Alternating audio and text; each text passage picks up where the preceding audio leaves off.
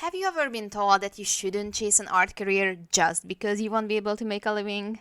Is the term starving artist hitting too close to home? Are you having trouble to make your creative passion into an actual source of income, let alone make it into a part-time or a full-time job?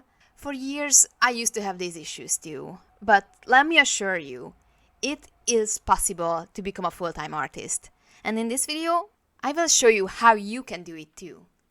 Welcome to the Saigami Project. My name is Sunny. I am a published freelance comic artist and illustrator, and I am fortunate to say that doing art is my full-time job. It wasn't always like this though.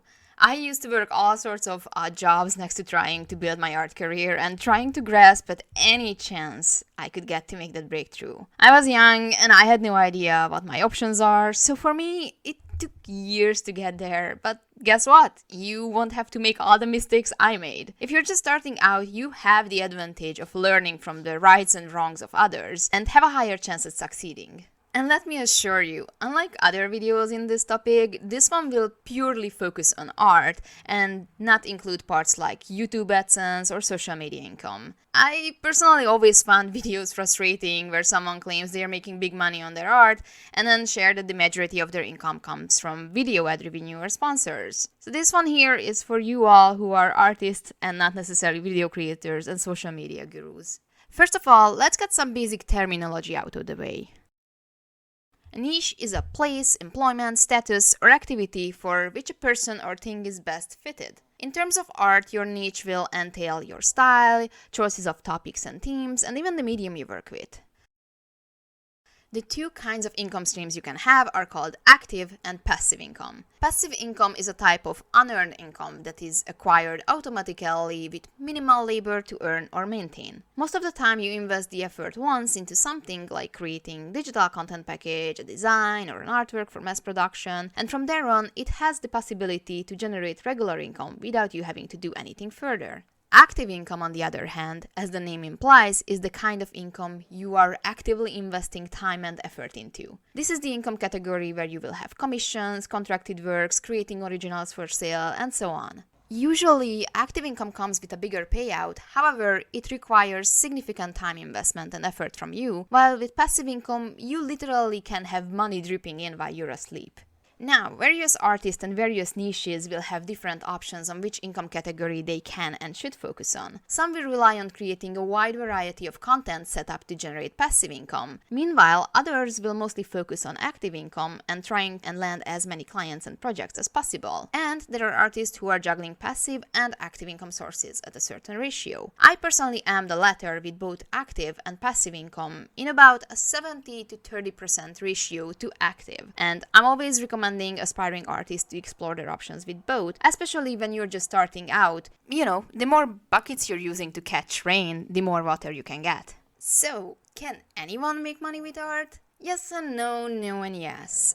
The potential and the option is there for everyone, but there are also certain requirements that you need to meet in order to actually have the chance. First of all, skills. Harsh truth, you have to have a certain level of skills in order to stand a chance in this game. Note that I'm saying skills and not talent. This topic is a whole different can of worms, but just know that in this case we're focusing on skills, and skills are something that you can learn and improve with time and practice. So, if you want to be a full-time artist, you need to be prepared to invest your time in honing your skills first to be on a decent level. You don't need to be the best, you don't need to be the most experienced, your content doesn't have to be perfect, you don't need to spend years on training, but you cannot be delusional or where your skill level is at. You often can see people do content like, here's how you can make sales and commissions even if your art sucks. If you want to be a professional artist, you have to respect yourself enough to not to feel like you need to put yourself in the you suck category. You have unlimited access on the internet to all sorts of tutorials. You can learn, practice, and get to a decent level with your craft even in just a few months, so do it.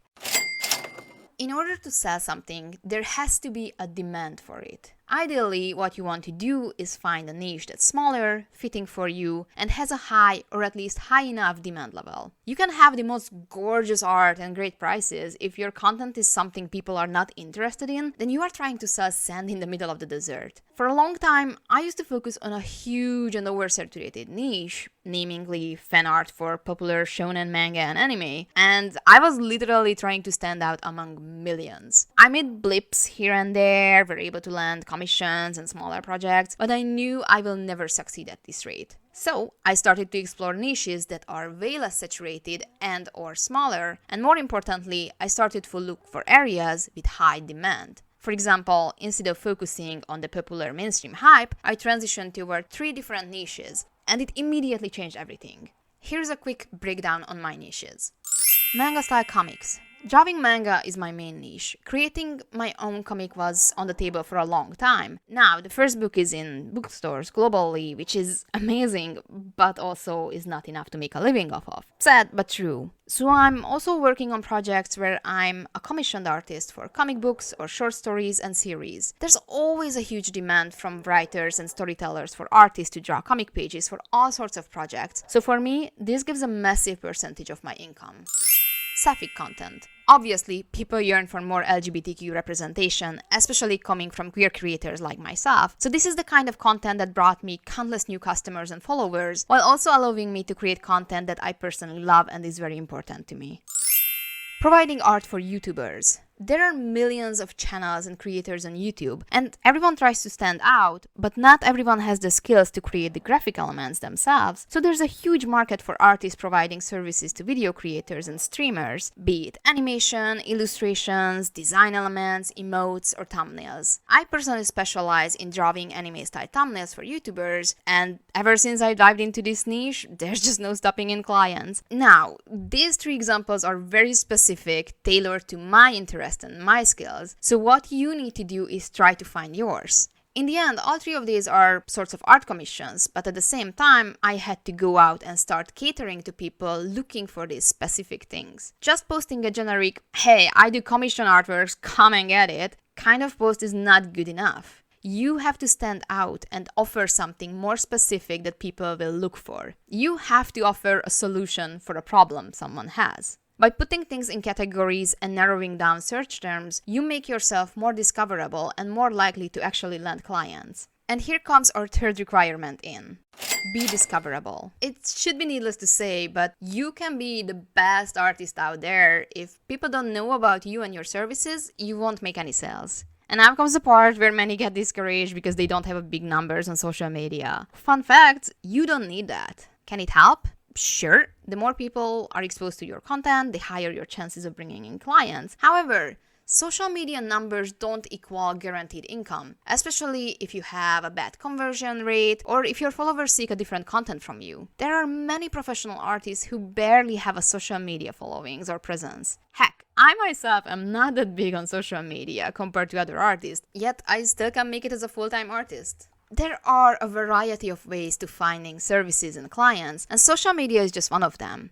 Other means to get yourself out there are service providing hubs such as Fiverr or Upwork, sites like ArtStation, Reddit, forum, Discord servers, community or interest groups online or in person, art fairs, conventions, galleries, shop displays, and so on, depending on your niche, of course.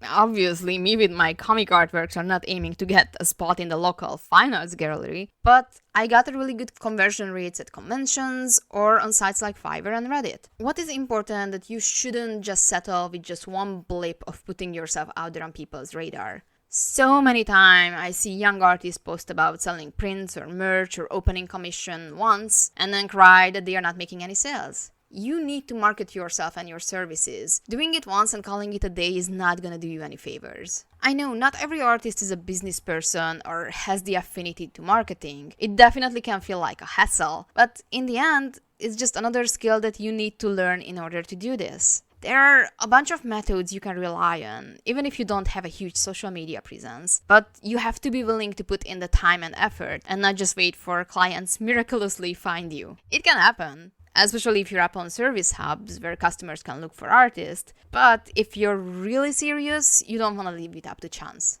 Okay, so let's say you meet all the requirements, you're ready to earn the dough. What are actually the best income sources? It really depends on what kind of content you're creating, but here is a quick list on the most common options you can have to generate income as an artist. Note, most of these are huge topics that I will cover in upcoming videos. Subscribe if you don't want to miss them. Merchandise sale. Prints, stickers, pins, buttons, keychains, standees, plushies, you name it. You can set up an online store such as Etsy or Shopify, or you can go to conventions and get a table in the artist alley, or try your luck at local art fairs or events. Selling digital content packages. Another huge category including selling custom-made brushes, templates, tutorials, printables, designs, assets, and more. Publishing content. This entails landing contracts with publishing houses, getting your content out in print, via official or self-publishing, or even digitally. Landing an actual paying contract in, say, comics is definitely not the easier end, and is definitely not as lucrative. Patreon and crowdfunding. This relies on having an active followership and people interested in investing in your content, but also one of the most common platforms for artists to generate income on. There are many options on how you can accommodate your content via Patreon, starting from exclusive content to merchandise, and so on. Depending on how you set things up, Patreon can be either passive or active income, or a mixture of both. In my case, it's the latter. Tutoring, workshops, teachings. If you're skilled enough, teaching can be a reliable income source for artists, be it one-on-one tutoring or running workshops locally. Depends highly on your niche. Some will be more in demand in person, such as fine arts, while others you will have better chances with online education platforms, but you can also integrate it with your Patreon.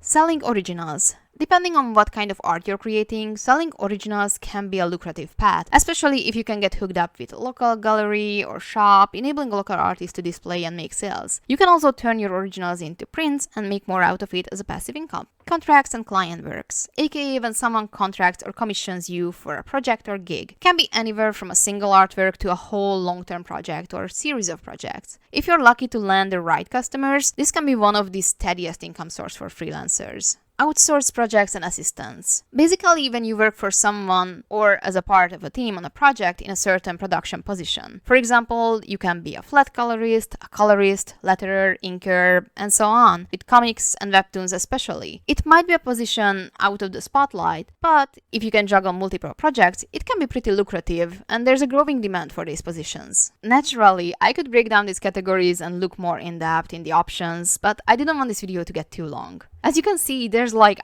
hours worth of content to cover here, starting from how to price yourself, to how to pitch to publishers, how to get more clients, and so on and so on. I'm planning to cover everything as we go forward, but I also would be interested to see which topics are you the most interested in, so I can prioritize shooting those videos first. So, if you could leave a comment below with the topics or categories you're more interested in, that would help my work a lot, and I would really appreciate it. Now, this video pretty much just scrapes the surface of the how to be a full-time artist topic, but I think these requirements are crucial for any artist to be aware of and start to build their career path accordingly. Trust me, if I had these tips when I was starting out, I could have made it to full-time so much faster. Well, at least like this, I can share my experiences with you and can help you avoid taking the longer and harder way. Have been chat for the years I wasted. If you're new to the channel, please consider subscribing. It's a free click for you, but it helps this channel grow and allows me to create more content like this. I'm not here to try and sell any scammy courses to make you rich or famous. I'm just sharing all my experiences and tips I wish I had someone sharing with me when I was starting out. So if you're enjoying the content here, please hit that like and the sub button, leave a comment, and take a virtual hug from me, as I really appreciate all of you helping this channel thrive and grow. Special thanks, of course, to all of my lovely supporters on Patreon, the real MVP squad. And don't forget that my comic book Saigami Volume 1 is available in bookstores and Walmarts in America, Canada, and the UK, and online worldwide. Next video will drop very soon, so stay tuned, stay safe, and keep on making art that makes you happy. Sunny out!